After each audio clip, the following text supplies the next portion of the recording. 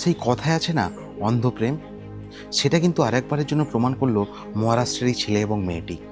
মেয়েটির নাম হচ্ছে আরিয়া, ছেলেটির নাম হচ্ছে আশিস। এরা একে অপরকে ভীষণ ভালোবাসত, কিন্তু মেয়েটির বাবা পুলিশের চাকরি করতেন। তিনি এদের ভালোবাসাকে অ্যাকসেপ্ট করতে পারেননি।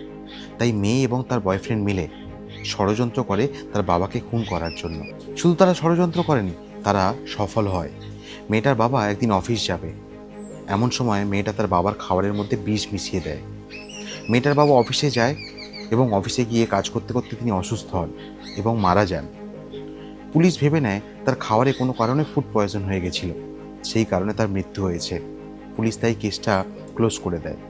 মেয়েটা যেহেতু অল্প বয়স ছিল, সে কিন্তু তার বাবার চাকরিটাও পেয়ে যায়। তবে গল্পের টুইস্ট তো তখনই আসে যখন মেয়েটা চাকরি পেয়ে যায়।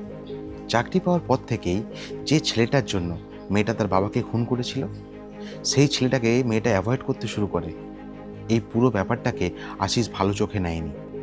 সে এবারে পুলিশের কাছে যায়, সমস্ত ঘটনা পুলিশকে বলে।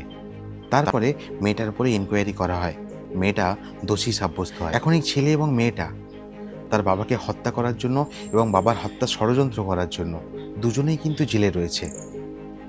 তোমরা কি ভাবো, সত্যিই প্রেম অন্ধ? সেটা কিন্তু অবশ্যই কমেন্টে জানাতে ভুলো না, কেমন? Bye bye. সবাই ভালো থেকো, সুস্থ থেকো, সবাইকে ভালো রেখো।